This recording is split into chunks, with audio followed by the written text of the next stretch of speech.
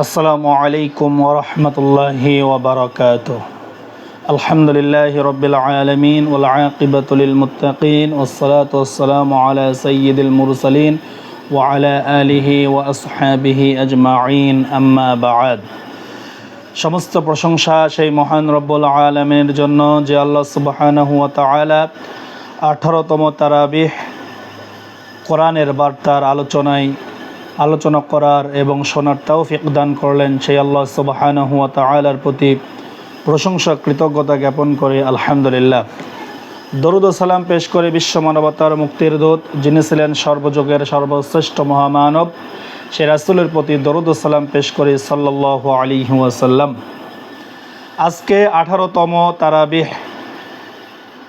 তারাবিহের নামাজের মধ্যে হাফেজ সাহেবরা পঠিতব্য অংশ কোরআনের 21তম পারা। এই অংশে রয়েছে সূরা আনকাবুতের শেষাংশ, সূরা রুম, সূরা লোকমান, সূরা সাজদা ও সূরা আহজাবের প্রথমার্ধ। আজকের তেলাওয়াতের মধ্যে যা ঘটনাবলী আল্লাহ সুবহানাহু ওয়া তাআলা উল্লেখ করেছেন। হিজাব শব্দের বহুবচন আহজাব, এর অর্থ দল বা গোত্রসমূহ। 5ম হিজরিতে মদিনার ইহুদি গোত্রে বনু নাজিরের চক্রান্তে কোরাইশ পৌত্তলিকদের সকল গোত্র সংঘবদ্ধ হয়। তারা প্রায় 15,000 সৈন্য জড়ো করে মদিনায় সর্বগ্রাসে আক্রমণ চালানোর পরিকল্পনা আঁটে। আক্রমণ প্রতিরোধে বসে থাকে না মুসলমানরাও। সালমান ফার্সির পরামর্শে মদিনার উত্তর সীমানায় মাত্র 6 দিনে 3.5 মাইল দীর্ঘ ও 15 ফুট গভীর খন্দক খাল খনন করা হয়। শত্রুবাহিনীর অদম্য স্পৃহা পরীক্ষার কারণে বাধাগ্রস্ত হয়। তারা পরীক্ষার অপর প্রান্তে শিবির স্থাপন করে।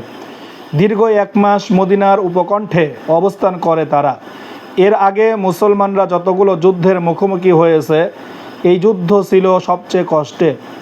খাবারের অভাবে এই যুদ্ধে স্বয়ং রাসূলকে পেটে পাথর বাঁধতে হয়। প্রচণ্ড ক্ষুধা ও নির্ঘুম প্রহরায় ক্লান্ত হয়ে পড়ে মুসলিমরা। এর মাঝে আর এক ইহুদি গোত্র বনু কুরাইজা চুক্তিভঙ্গ করে শত্রুবাহিনীর সাথে যোগ দিলে মুসলমানদের অবস্থা নাজুক হয়ে পড়ে। এমতো অবস্থায় আল্লাহর সাহায্য আসে। ফেরেশতাদের অদৃশ্য বাহিনীর সাথে প্রেরিত হয় প্রচণ্ড মরুঝড়। ঝড়ে লণ্ডভণ্ড হয়ে যায় শত্রুবাহিনীর শিবির। ফলে তারা পিছু হটতে বাধ্য হয়। 33 নম্বর সূরার 9 নম্বর আয়াত থেকে 27 নম্বর আয়াতে আল্লাহ তা ঘটনা উল্লেখ করেন। রোমানরা ছিল খ্রিস্ট ধর্মে বিশ্বাসী আহলে কিতাব, আর পারসিকরা ইরানি ছিল অগ্নিপূজক মুশরিক।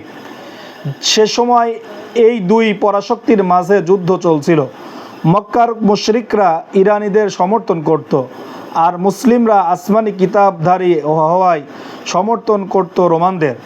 যুদ্ধে ইরানিরা অগ্নিপূজকরা ধারাবাহিকভাবে রোমানদের পরাজিত করে আসছিল। পারস্য সম্রাট খসরু পারভেজের বাহিনী রোমান সম্রাট হেরাক্লিয়াসের বাহিনীকে পরাজিত করলে মক্কার মুশরিকরা উল্লসিত হয়। চলতে ফিরতে মুসলিমদের খোঁচা দিয়ে থাকে। তখন মহান আল্লাহ আয়াত নাজিলের মাধ্যমে ভবিষ্যদ্বাণী করেন। কয়েক বছরের মধ্যে রোমানরা বিজয়ী হবে, সেদিন মুসলিমরা আনন্দিত হবে। হয়েছেও তাই। 30 নম্বর সূরা 2 নম্বর আয়াত থেকে 5 নম্বর আয়াত। কোরআনের দুর্বার আকর্ষণ থেকে মানুষকে বিপদগামী করতে বিনোদনের নামে ক্রীড়া কৌতুক ও গানের আসর বসানোর উদ্যোগ নেয় মক্কার মুশরিকরা। 31 নম্বর সূরার 6 নম্বর আয়াত। আজকে 18 নম্বর তারাবিতে ঈমান আকীদা সম্পর্কে আল্লাহ সুবহানাহু ওয়া তাআলা যা উল্লেখ করেছেন 21 নম্বর পারায়, সমগ্র কোরআন জুড়ে পুনরুত্থান ও পরকালের অবিশ্বাসীদের নানা যুক্তি খণ্ডন করা হয়েছে। সূরা রুমের একাধিক জায়গায় পুনরুত্থান যেসব অসম্ভব বিষয় নয় তা তুলে ধরা হয়েছে। মহান আল্লাহ প্রাণহীন থেকে প্রাণী এবং প্রাণ থেকে প্রাণহীন, যেমন ডিম থেকে মুরগি এবং মুরগি থেকে ডিম, বস্তু সৃষ্টি করেন। সুতরাং মৃতকে পুনরায় জীবিত করা তার জন্য কোনো কঠিন বিষয় নয়। যে স্রষ্টা সৃষ্টির সূচনা করেছেন তার পক্ষে পুনরায় সৃষ্টি করা আরও সহজ। সুতরাং মানুষ এটাকে কিভাবে অস্বীকার করে? 30 নম্বর সূরার 19 নম্বর আয়াত থেকে 27 নম্বর আয়াত। মুহাম্মদ সাল্লাল্লাহু আলাইহি ওয়াসাল্লাম উম্মি ছিলেন, তিনি লেখাপড়া জানতেন না। তিনি কোনোদিন কোনো বই পড়েনি, লেখেননি কিছু। সূরা আনকাবুতে এর রহস্য উন্মোচন করা হয়েছে। যদি তিনি লেখাপড়া জানতেন তবে রিসালাত অস্বীকারীদের সন্দেহ করার সুযোগ থাকতো যে তিনি কোরআন নিজ থেকে রচনা করেছেন। যেহেতু সেই সুযোগ নেই, সুতরাং কোরআনুল কারিমের মতো নির্ভুল অনন্য মহাগ্রন্থ, যার মতো গ্রন্থ কেউ রচনা করতে পারেনি, তা মুহাম্মদ সাল্লাল্লাহু আলাইহি ওয়াসাল্লামের রাসূল হওয়ার সুস্পষ্ট প্রমাণ 29 নম্বর সূরার 47 নম্বর আয়াত থেকে 51 নম্বর আয়াত। পৃথিবী ভ্রমণ করলে এখনও আল্লাহর আযাবে ধ্বংস হওয়া জনপদগুলো প্রত্যক্ষ করা যাবে, যা কোরআনের বর্ণনা ও আল্লাহর সতর্ক বার্তার প্রতি দৃঢ় বিশ্বাস সৃষ্টিতে সহায়ক ভূমিকা রাখবে। 30 নম্বর সূরার 9 নম্বর আয়াত। আজকের 18 নম্বর তারাবিহতে যা আদেশ করেছেন আল্লাহ সুবহানাহু ওয়া তাআলা 21 নম্বর পারায় সালাত আদায় করা, 29 নম্বর সূরার 45 নম্বর আয়াত, 30 নম্বর সূরার 31 নম্বর আয়াত। আল্লাহর ইবাদত করা, 29 নম্বর সূরার 56 নম্বর আয়াত। একনিষ্ঠভাবে নিজেকে ধর্মের অভিমুখে রাখা, 30 নম্বর সূরার 30 নম্বর আয়াত। আল্লাহকে ভয় করা, 30 নম্বর সূরার 31 নম্বর আয়াত। নিকটাত্মীয়, মিসকিন ও মুসাফিরদের হক আদায় করা, 30 নম্বর সূরার 38 নম্বর আয়াত। ধৈর্য ধারণ করা, 30 নম্বর সূরার 60 নম্বর আয়াত। তাকওয়া অবলম্বন করা এবং কিয়ামত দিবসের ব্যাপারে ভয় করা, 31 নম্বর সূরার 33 নম্বর আয়াত। কাফির মুশরিকদের থেকে মুখ ফিরিয়ে নেওয়া, 32 নম্বর সূরার 30 নম্বর আয়াত। ওহীর অনুসরণ করা, 33 নম্বর সূরার 2 নম্বর আয়াত। আল্লাহর ওপর ভরসা করা, 33 নম্বর সূরার 3 নম্বর আয়াত। আজকে 21 নম্বর পারার 18 নম্বর তারাবিতে যা নিষেধ করা হয়েছে তা নিম্নরূপ: উত্তম পন্থা ব্যতীত আহলে কিতাবদের সাথে বিতর্ক না করা, 29 নম্বর সূরার 46 নম্বর আয়াত। মুশরিকদের দলভুক্ত না হওয়া, 30 নম্বর সূরার 31 নম্বর আয়াত।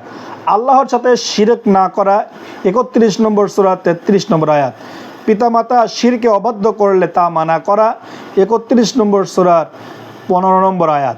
আল্লাহর সাক্ষাতের ব্যাপারে সন্দেহ পোষণ না করা, 32 নম্বর সূরার 23 নম্বর আয়াত। কাফির মুশরিকদের অনুসরণ না করা, 33 নম্বর সূরার 1 নম্বর আয়াত। আজকে 21 নম্বর পারার 18 নম্বর তারাবিতে যা তেলাওয়াত করা হয়েছে সেই বিধিবিধান আল্লাহ উল্লেখ করেন: বাদ্যযন্ত্র যুক্ত গান শ্রবণ ও পরিবেশন হারাম। প্রসিদ্ধ আলেম সাহাবী আব্দুল্লাহ ইবনে মাসউদ ও আব্দুল্লাহ ইবনে আব্বাস রাদিয়াল্লাহু তাআলার মতে সূরা লোকমানে লাহওয়াল হাদিস বলতে গান বাজনা বোঝানো হয়েছে, 30 নম্বর সূরার 6 নম্বর আয়াত। পালক পুত্র ও পালক কন্যাকে আদর যত্ন করতে দোষ নেই, তবে পরিচয় উল্লেখের সময় তাদেরকে জন্মদাতা পিতার পরিচয়ে পরিচিত করতে হবে, 33 নম্বর সূরার 5 নম্বর আয়াত। 5 ওয়াক্ত সালাতের বিধানের কথা বলা হয়েছে সূরা রুমে 30 নম্বর সূরার 17 নম্বর আয়াত থেকে 18 নম্বর আয়াত। আজকে 18তম তারাবির মধ্যে যা ফজিলত ও মর্যাদা বর্ণনা করা হয়েছে: পৃথিবীর সব গাছ যদি কলম হয় আর সমুদ্রের সব পানি যদি কালি হয়, এমনকি সমুদ্রের পানির 7 গুণ পানিও যদি কালি হয়, তবুও মহান আল্লাহর অপার অনুগ্রহ, বিস্ময়কর সৃষ্টিমালা ও মহিমা লিখে শেষ করা যাবে না, 31 নম্বর সূরার 27 নম্বর আয়াত। সালাত মানুষকে অশ্লীলতা ও মন্দ কাজ থেকে বিরত রাখে, সুতরাং যথাযথভাবে সালাত আদায় আত্মশুদ্ধির অন্যতম উপায়, 29 নম্বর সূরার 45 নম্বর আয়াত। সুদ সম্পদ হ্রাস করে আর যাকাত সম্পদ বৃদ্ধি করে, 30 নম্বর সূরার 39 নম্বর আয়াত। আজকের তেলাওয়াতের মধ্যে যা আল্লাহ সুবহানাহু ওয়া তাআলা সুসংবাদ ও সতর্কতা অবলম্বন করেছেন, কোরআন বিমুখ মানুষদেরকে লাঞ্ছনাদায়ক শাস্তির সুসংবাদ দিতে বলেছেন মহান আল্লাহ, 31 নম্বর সূরার 7 নম্বর আয়াত। জান্নাতীদের বৈশিষ্ট্য উল্লেখ করা হয়েছে: তারা আল্লাহর ভয় ও অনুগ্রহের আশায় রাতে আরামের বিছানা ছেড়ে আল্লাহর ইবাদতে মশগুল হয় এবং আল্লাহর রাস্তায় দান করে। তাদের জন্য যেসব নিয়ামত প্রস্তুত রাখা হয়েছে তা কেউ কখনো কল্পনাও করেনি, 33 নম্বর সূরার 15 নম্বর আয়াত থেকে 17 নম্বর আয়াত। আখিরাত ভুলে থাকা ও অবিশ্বাসীদের লাঞ্ছনা ও করুণ শাস্তির বিবরণ তুলে ধরা হয়েছে।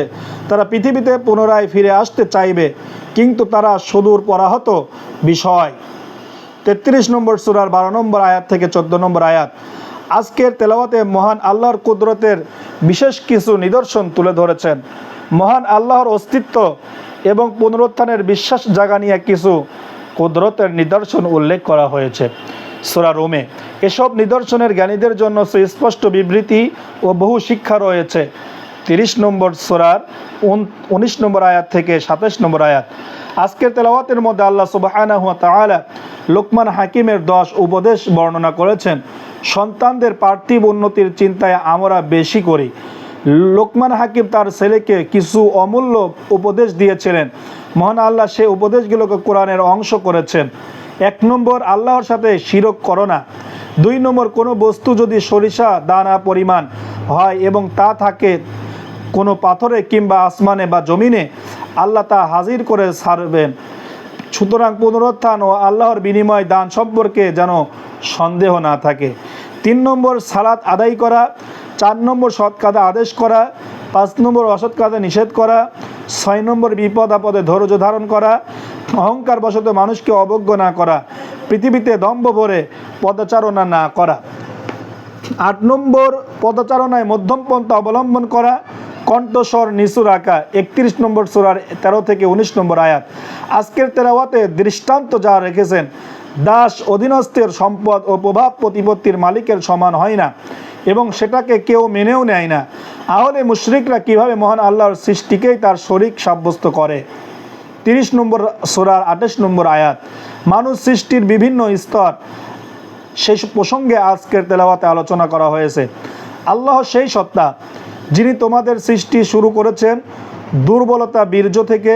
দুর্বলতার পর তিনি দান করেছেন শক্তি, ফের শক্তির পর দেন দুর্বলতা ও বার্ধক্য। তিনি যা চান সৃষ্টি করেন এবং তিনি সর্বজ্ঞ সর্বশক্তিমান। 30 নম্বর সূরার 54 নম্বর আয়াত। আল্লাহ সুবহানাহু ওয়া তাআলা আজকের তেলাওয়াতে ওহী ও সুন্নাহর অনুসরণের কল্যাণ আলোচনা করেছেন। ঈমানদারদের জন্য আল্লাহ রাসূলের মধ্যে সর্বোত্তম আদর্শ রয়েছে। 33 নম্বর সূরার 21 নম্বর আয়াত। জীবনের প্রতিটা ক্ষেত্রে ওহীর অনুসরণ করতে নির্দেশ করেছেন আল্লাহ সুবহানাহু ওয়া তাআলা। 33 নম্বর সূরার 2 নম্বর আয়াত। 5টি বিষয়ে জ্ঞান একমাত্র আল্লাহর কাছে, এই বিষয়ে আজকের তেলাওয়াতে 21 নম্বর পারায় উঠে এসেছে। 1 নম্বর, কিয়ামত সংগঠিত হওয়ার সময়কাল আল্লাহ জানেন। বৃষ্টি সম্পর্কিত তথ্য আল্লাহ জানেন। 3 নম্বর, গর্ভস্থ সন্তানের বিস্তারিত বৈশিষ্ট্য, সেটাও আল্লাহ জানেন। 4 নম্বর, মানুষের আগামীকালের কাজ কি হবে, সেটাও আল্লাহ ভালো জানেন। 5 নম্বর, মৃত্যুর স্থান ও সময়, এটাও আল্লাহ ভালো জানেন। 31 নম্বর সূরার 34 নম্বর আয়াত। এর মধ্যে কিছু বিষয়ে মানুষ ধারণা করতে পারে, কিন্তু নিশ্চিত করে তা বলা যায় না।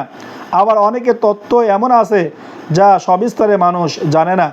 আজকের তেলাওয়াতের মধ্যে আল্লাহ যাদেরকে অপছন্দ করেন তা উল্লেখ করেছেন। 1 নম্বর, আল্লাহ কাফিরদেরকে পছন্দ করেন না। 30 নম্বর সূরার 45 নম্বর আয়াত।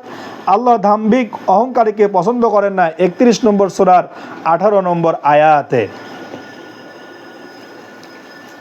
আজকে তেলাওয়াতের 21 নম্বর পারার 18 নম্বর তারাবিতে যে শিক্ষা রয়েছে, তা শিক্ষা হচ্ছে এমন বহু জীবজন্তু আছে যারা নিজেদের সাথে রিজিক বয়ে বেড়ায় না, অথচ আল্লাহ তাদেরকে এমন মানুষদেরকে রিজিক দান করে থাকেন। সুতরাং রিজিক নিয়ে বিচলিত হওয়া অনুচিত। রিজিকের মালিক একমাত্র আল্লাহ। 29 নম্বর সূরার 60 নম্বর আয়াত। সন্তানদের জন্য মায়ের কষ্টকে মহান আল্লাহ কষ্টের ওপর কষ্ট বলে অভিহিত করেছেন।